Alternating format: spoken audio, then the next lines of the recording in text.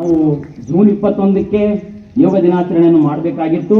ಶ್ರೀಗಳು ನಮ್ಮ ಮಕ್ಕಳು ಯೋಗಾಸನ ಮಾಡೋಣ ಅಂತ ಹೇಳಿದ್ರು. ಹಾಗಾಗಿ ನಾವು ಇವತ್ತು ಯೋಗಾಸನ ಇಟ್ಕೊಂಡಿದ್ದೀವಿ. ಅದರ ಪ್ರಯುಕ್ತ ಇವತ್ತು ಕಾರ್ಯಕ್ರಮ ನಡೀತಾ ಇದೆ.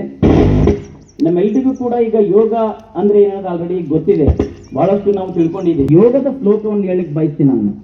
ಅದು ಏನಪ್ಪಾ ಯೋಗ ಅಂತಂದ್ರೆ, ಒಂದೇ ಒಂದು ಶ್ಲೋಕದ ಮುಖಾಂತರ ಇಡೀ ಯೋಗದ ಪರಿಪೂರ್ಣ ನಮಗೆ ಮಾಹಿತಿ ಸಿಗ್ತದ. ಯೋಗನೇನು ಚಿತ್ತಸ್ಯ, ಯೋಗನೇನು ಚಿತ್ತಸ್ಯ ಅಂದ್ರೆ ಯೋಗೇನ.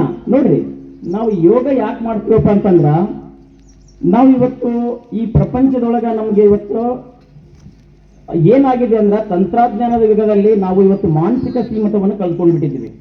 ನಮ್ಗೆ ಇವತ್ತು ನೆಮ್ಮದಿ ಇಲ್ಲ. ಯಾಕೆ ನೆಮ್ಮದಿ ಇಲ್ಲ ಅಂದ್ರ, ಇವತ್ತು ಒಂದು ಮಾಧ್ಯಮ ವಿಷಯಗಳನ್ನು ತೋರಿಸುವುದನ್ನು ಬಿಟ್ಟು ಬೇರೆ ಬೇರೆ ವಿಚಾರಗಳನ್ನು ತೋರಿಸಿ ನಮ್ಮ ಇವತ್ತು ಮನಸ್ಸು ಚಿತ್ತವನ್ನು ಇವತ್ತು ಬದಲಾವಣೆಯನ್ನು ಮಾಡ್ತಾ ಇದ್ದಾರೆ, ಕಾಂಪ್ಲಿಕೇಟೆಡ್ ಮಾಡ್ತಾ ಇದ್ದಾರೆ. ಹಾಗಾಗಿ ಇವತ್ತು ನಮ್ಮ ಮನಸ್ಸಿಗೆ ನೆಮ್ಮದಿ ಸಿಗ್ತಾ ಇಲ್ಲ. ಮತ್ತು ಏನಪ್ಪಾ ಅಂದ್ರೆ, ಬೇರೆ ಬೇರೆ ವಿಚಾರಗಳನ್ನು ಕೂಡ ನಾವು ಮಾಡ್ತಾ ಇದ್ದೀವಿ. ಇವತ್ತು ಮನಸ್ಸು ಅಲ್ಲದ ವಿಚಾರಗಳನ್ನು ನಾವು ಏನ್ ಮಾಡ್ತಾ ಇದ್ದೀವಿ. ಮನಸ್ಸು ಬೇಡ ಅಂದ್ರೂ ಕೂಡ ಅಂತ ಕಾರ್ಯಗಳಿಗೆ ನಾವು ಮಾಡ್ತಾ ಇದ್ದೀವಿ.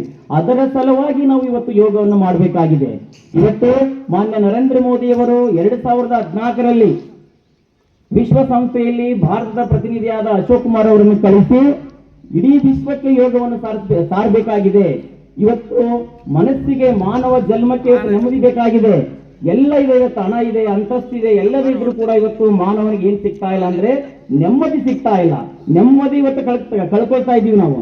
ಆದ್ದರಿಂದ ಇವತ್ತು ವಿಶ್ವಾದ್ಯಂತ ಮಾನವ ಜೀವ ಬಹಳಷ್ಟು ಪ್ರೀತಿಯಿಂದ, ಸಹಬಾಳ್ವೆಯಿಂದ ಬದುಕಬೇಕಂತೇಳಿ ಮಾನ್ಯ ನರೇಂದ್ರ ಮೋದಿ ಅವರು ಘನ ಸರ್ಕಾರ ಇವತ್ತು 2014ರಲ್ಲಿ ಇದನ್ನು ನಿರ್ಣಯವನ್ನು ಕೈಗೊಂಡು 2015ರಲ್ಲಿ ಜೂನ್ 21ರಂದು ವಿಶ್ವಾದ್ಯಂತ ಯೋಗ ದಿನಾಚರಣೆಯನ್ನು ನಾವು ಆಚರಿಸ್ತಾ ಇದ್ದೀವಿ.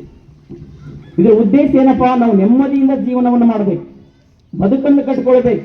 ಬರೀ ಆಸ್ತಿ ಕಡೆ, ಅಂತಸ್ತು ಕಡೆ ನಾವು ಮಾಡಬಾರ್ದು. ನಾವೇನ್ ಮಾಡಬೇಕು, ನಮ್ಮ ಆತ್ಮ ಇವತ್ತು ನೆಮ್ಮದಿ ಇದ್ರೆ ಅದು ಇಂಜಿನ್. ಮನಸ್ಸು ಅನ್ನೋದು ಒಂದು ಏನಪ್ಪಾ ಅಂದ್ರೆ ಇಂಜಿನ್. ಅದು ಶಾಂತವಾಗಿದ್ರೆ ಕರೆಕ್ಟ್ ಆಗಿ ಹೋಗುತ್ತದೆ. ಇಲ್ಲಾಂದ್ರೆ ಅದು ಏನಾಗ್ತದೆ, ನಮ್ಮನ್ನ ಯಾವ ಕಡೆ ಹೇಳ್ಕೊಂಡು ಹೋಗ್ತದೆ. ಯೋಗವನ್ನು ಮಾಡೋದ್ರಿಂದ ನಮಗೆ ಆಯಸ್ಸು ಕೂಡ ಹೆಚ್ಚಾಗುತ್ತೆ, ಮಾನಸಿಕ ಮತ್ತು ದೈಹಿಕ ಮತ್ತು ಆಧ್ಯಾತ್ಮಿಕ ಬಲಗೊಳ್ಳುತ್ತದೆ. ನಮ್ಮ ಆರೋಗ್ಯ ಇವತ್ತು ಡಾಕ್ಟರ್ ನಾವು ದೂರ ಇಡ್ಬೋದು. ಯೋಗವನ್ನು ಮಾಡಿದ್ರೆ ನಾವು ರೋಗವನ್ನು ದೂರ ಇಡ್ಬೋದು. ಹಾಗಾಗಿ ನಾವು ಪ್ರತಿದಿನ ಕನಿಷ್ಠ 1 ತಾಸಾದ್ರೆ ನಾವು ಯೋಗವನ್ನು ಮಾಡಬೇಕು. ಯೋಗವನ್ನು ಮಾಡಿ ನಮ್ಮ ಆರೋಗ್ಯವನ್ನು ವೃದ್ಧಿಸ್ಕೊಳ್ಬೇಕು. ಪದೇನ ವಾಚಾತಂ ಅಂತ ಹೇಳ್ತೀವಿ ನಾವು. ಯಾಕೆಂದ್ರೆ ಪದ, ಈಗ ನಮ್ಮ ಪದ ಇದೆಯಲ್ಲ, ವ್ಯಾಕರಣಬದ್ಧವಾಗಿ ಯೋಗವನ್ನು ಮಾಡೋದ್ರಿಂದ ನಾವು ವ್ಯಾಕರಣಬದ್ಧವಾಗಿ ಮಾತನಾಡೋದನ್ನು ಕಲಿತೀವಿ. ನಮ್ಮ ಶ್ಲೋಕಗಳನ್ನು ಹೇಳೋದ್ರ ಮುಖಾಂತರ ನಮ್ಮ ಉಚ್ಚಾರ ಸ್ಪಷ್ಟವಾಗ್ತದ. ಆದ್ದರಿಂದ ನಾವು ಯೋಗವನ್ನು ಮಾಡೋದರ ಮುಖಾಂತರ ನಾವೇನ್ ಮಾಡಬೇಕು, ಶ್ಲೋಕಗಳನ್ನು ಹೇಳ್ಬೇಕು. ಅಲ್ಲೇ ನಮ್ಮ ಸೀಮಿತ ಮಾನಸಿಕ ಏನಾಗ್ತದ, ಕಂಟ್ರೋಲಿಗೆ ಬರ್ತದ. ಎಲ್ಲರೂ ಕೂಡ ನಾವು ಬೆಳಗ್ಗೆ ಕನಿಷ್ಠ 1 ತಾಸಾದ್ರೂ ನಾವೇನ್ ಮಾಡಬೇಕು, ಯೋಗವನ್ನು ಮಾಡಬೇಕಾಗಿದೆ. ವೈದ್ಯಕೇನ ಲೋಪಾಕ ತೋರಂ. ನೋಡ್ರಿ, ನಮ್ಗೆ ವೈದ್ಯರೇ ನೀಡಿಲ್ಲ. ಯಾಕೆ ನೀಡಿಲ್ಲಪ್ಪ ಅಂದ್ರ, ನಾವು ಯೋಗವನ್ನು ಮಾಡಿದ್ರೆ ನಮಗೆ ವೈದ್ಯರು ನೀಡಿಲ್ಲ. ರೋಗವನ್ನು ತನ್ನಿಂದ ತಾನೇ ನಿರ್ಮೂಲನೆ ಮಾಡ್ತದ ಯೋಗವನ್ನು ಮಾಡಿದ್ರಿಂದ. ಆದ್ರಿಂದ ಪ್ರತಿಯೊಬ್ಬ ವಿದ್ಯಾರ್ಥಿಗಳು, ಇಲ್ಲಿ ಬಂದಿರತಕ್ಕಂಥ ಎಲ್ಲ ಪಾಲಕರು ನಾವೇನ್ ಮಾಡಬೇಕು, ಯೋಗವನ್ನು ಮಾಡ್ಬೇಕಂತೇಳಿ ನಾನು ಪ್ರತಿಯೊಬ್ಬರಲ್ಲಿ ವಿನಂತಿಯನ್ನು ಮಾಡಿಕೊಂಡು ಇವತ್ತು ಕಾರ್ಯಕ್ರಮಕ್ಕೆ ಶ್ರೀಗಳು ಆಗಮಿಸಿದ್ದಾರೆ. ಇನ್ನೇನು ಕೆಲವೇ ನಿಮಿಷಗಳಲ್ಲಿ ಯೋಗ ಸ್ಟಾರ್ಟ್ ಆಗ್ತದೆ. ಯೋಗಗಳಲ್ಲಿ ಹಲವಾರು ಪ್ರಕಾರಗಳಿವೆ.